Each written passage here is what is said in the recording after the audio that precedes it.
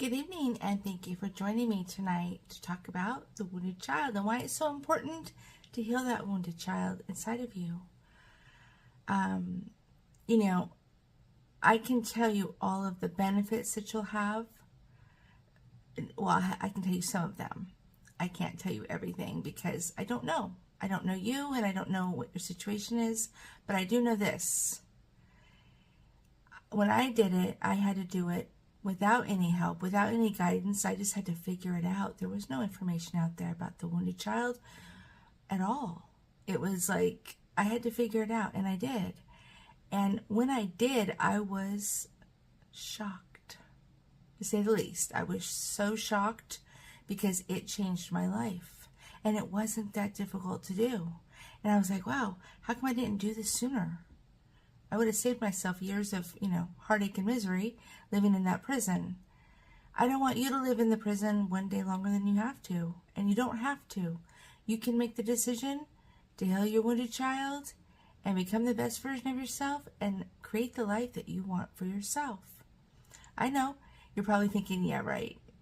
Because if somebody would have told me this years ago, I'd have been like, hell no. I was destined to be messed up. I was destined to be unhappy, and I was destined to be lost. But guess what? I was not. And when I finally decided to do it, it was so easy. It was way easier than living in that prison. And that's what I think it was. It was like an emotional prison. So if you are there, I hope that you will listen to my story, and I hope this will help you and give you some hope for your future. Not that my story is anything, like I said, anything special or great, but I'm going to tell you why I was a wounded child and how I fixed it and what drove me to fix it, and I'm hoping it gives you some hope. So anyway, I'm an adopted child. I was not adopted at birth. I was adopted before I was a year old. So I was a baby, but I was not a newborn.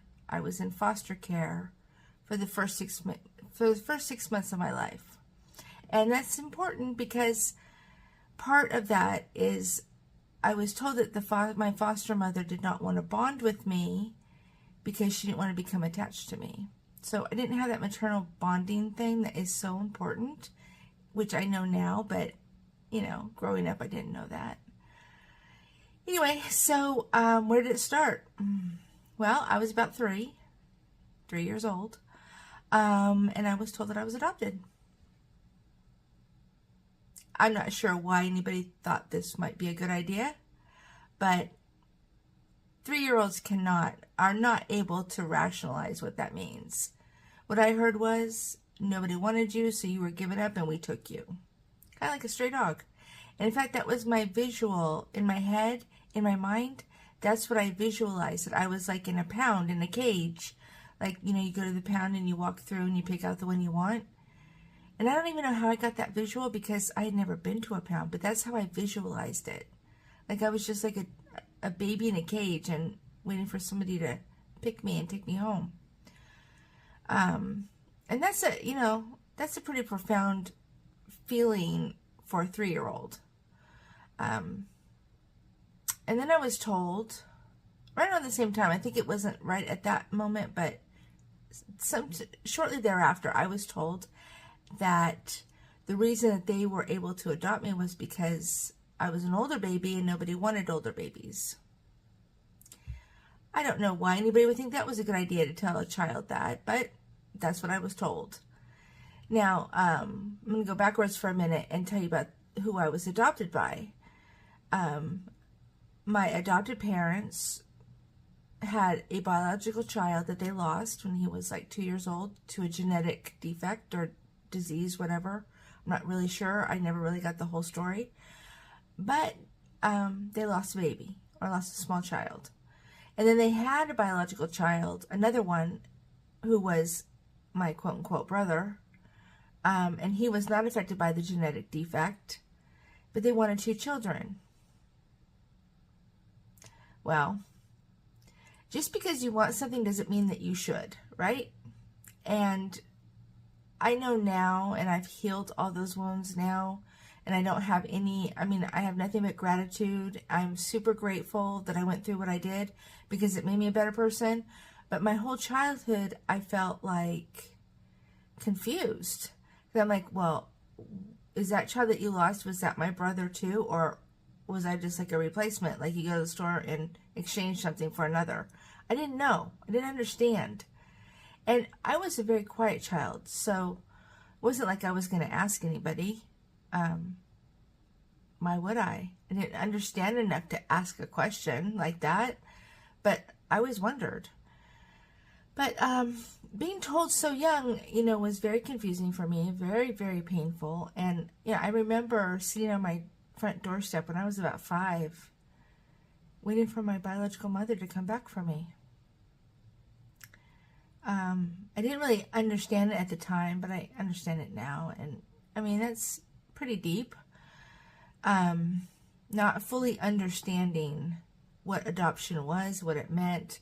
And I was teased by the kids. They called me orphan and, bastard and things like that I didn't really understand at the time, but it was just mean. And my adopted mother would not protect me. It's like she wanted them to torment me. Because always felt like she hated me. She hated everything about me. But in hindsight, I know that that's not really true. That she just was not, she had lost a child, and I was not her biological child. And I think she resented that a lot. And I can understand that, and I can rationalize it now, and I can forgive, and I can, be grateful. Regardless, I don't have to have any of them in my life now because it's not good for me. But I've forgiven, and I don't hold any ill will at all. And I'm actually grateful. I'm grateful for what they did give me. And, I needed the lesson and I learned it. It took me a long time, but I did. But my point is, no matter how bad you were hurt and no matter how deep those wounds go, because mine were pretty deep, I'm not saying it was any worse or any better than anybody else's, because that doesn't matter. It's not a contest. The reality is, I was a wounded child for a long time, and I made a lot of mistakes because I hated myself. My self-portrait was horrible, and I was searching, perpetually searching for something that I thought I was missing. And then when I healed myself, I realized that what was missing was me, the authentic me. That's what I was missing, and that's what I needed. But I didn't know that when I was wounded and out there searching for love and acceptance and all that. I didn't understand that. But now I do, and it's such a important thing for me to share, because if there's one other person out there that can benefit and find hope to keep going and to keep, moving forward and heal that wounded child so they can become the best version of themselves, I will see it as a success. And I want everyone to heal. I don't want anybody walking around in that prison. It's a horrible place. It's a horrible existence. And it's like you just go round and round in circles. And I understand that. And I don't want anybody to do that. So that's why I'm telling my story. And I hope it helps. Healing was actually pretty simple. It was basically just accepting what happened when I was young. I had to accept it. And then I had to forgive. And you might be saying, oh, hell no, I will never forgive. But you know what? Forgiveness is not about anybody else but you. And the act of forgiving is only not releasing all the ill will you have towards somebody. That's what forgiveness means. You don't have to call them. You don't have to meet with them and get closure and all that. That's all bogus. You don't need that. I didn't have that. I just cut them out of my life. Poof. Done. That was me. And I'm not recommending that to anybody. I had to do that for me because I knew, and I know one thing, you cannot control or change somebody else. You can't. But you can control and change yourself. And that's what I did, and that's what I want you to do. If you are a wounded child, you deserve that. You don't need to live based on what somebody else inflicted on you because it's not your fault. But now that you're an adult, it is your responsibility to fix. So fix it and heal it. It's not that difficult. It's about changing your mindset about yourself so that you are not operating from a fixed mindset, which is a negative and false belief about yourself. And you can forgive and become the best version of yourself and learn the lessons in everything that you went through, because there are lessons there, and those are positive, and it will change your life. It did me. I was pathetic. I was so pathetic. I'm embarrassed about it. I'm like, whoa, who was that? Who was that person?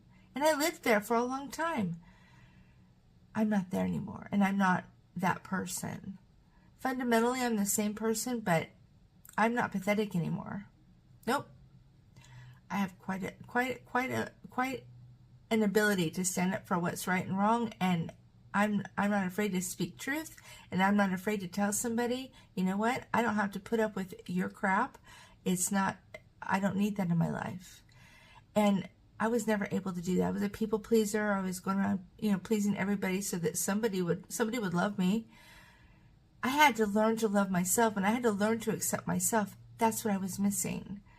So all of that was just round and round in a circle, playing a perpetual ugly game and not getting anywhere. And then poof, I figured out how to do it, and I did it, and I evolved the person that I always wanted to be.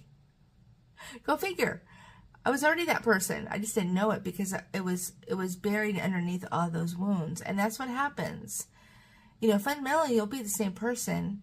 And I realize it's scary, but it really shouldn't be scary, because living in misery should be more scary than anything. And you don't have to. So I hope, if nothing else, this gives you some hope that you can do it, and it's not that difficult. And, I have things on the website that will help you through the process. It's not that difficult, and you can do it, and you can be the best version of yourself.